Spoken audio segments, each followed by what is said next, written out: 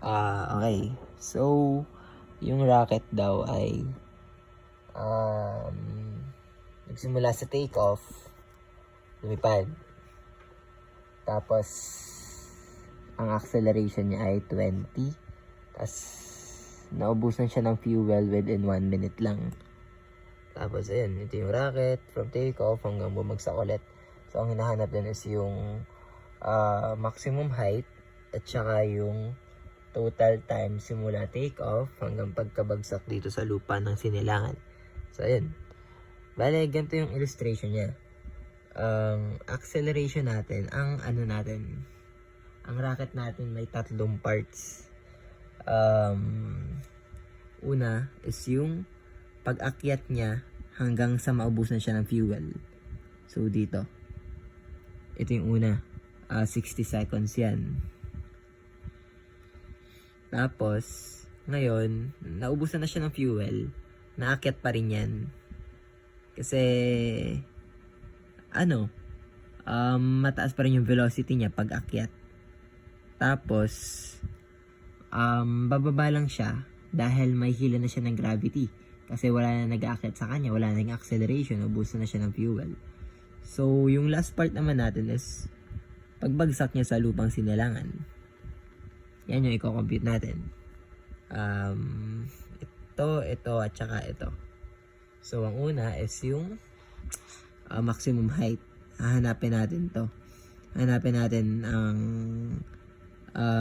height na ito at saka height na itong isa.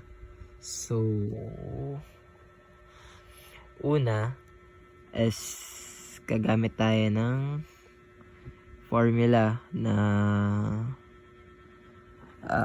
ito, S is equals to VOT minus 1 over 280 squared. Tapos, ang binigay lang sa atin ay acceleration tsaka time. Para makuha yung velocity doon, ipagta-times lang natin. So, velocity is equals to acceleration times time. So, 20 times 60 is 12. Hindi yun na yung natin, velocity. Pwede natin siya ilagay sa formula. So, 12 times 60, which is yung time, minus 20 over 2. So, 20 siya, hindi 9.81 kasi yun yung acceleration natin, 20. Eh di yun. 36,000 meter, ito. 36,000 meter.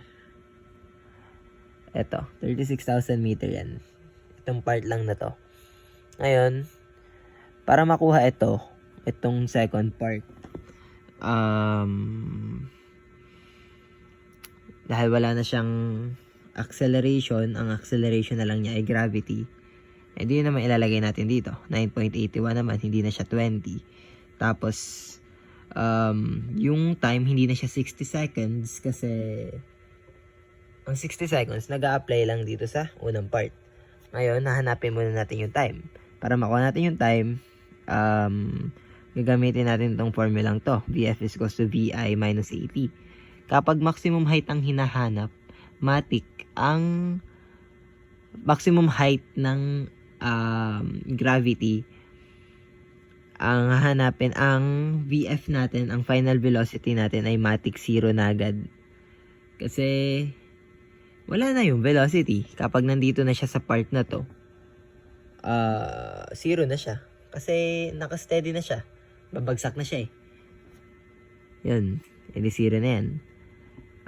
Is equals to VI minus 80, which is ito. Ang VI natin is 1,200 pa rin ang gagamitin natin initial velocity. Tapos 9.81 is yung gravity natin. Kaya may time na tayo. Tapos ilalagay natin sa formula, meron na tayong S2. Yan yung itong part na to.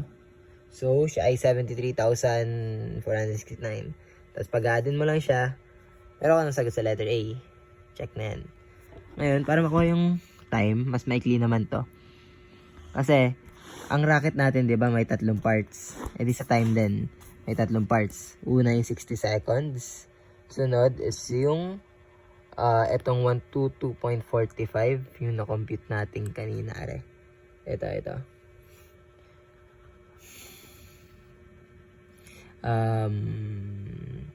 From naubusan siya ng fuel hanggang maximum height. So, yun yung dalawang part. Tapos, last is yung free fall. Ngayon, para makuha natin yung pagbagsak niya, yung oras ng pagbagsak niya, kukunin natin tong maximum height, lalagyan sa formula. 109,469.39 is equals to 0. 0 yung initial velocity niya kasi nandito pa lang siya, pababa pa lang siya. Matic 0 na yan. Minus 1 over 2 times 9.81 t squared. Tapos, ayun, lagay mo na sa calcu. Ayun, may sagot ka na. Tapos, ang t total niya ay, pag-add mo lang lahat, 60 plus 122.45 plus ito. As yun yun. Nay.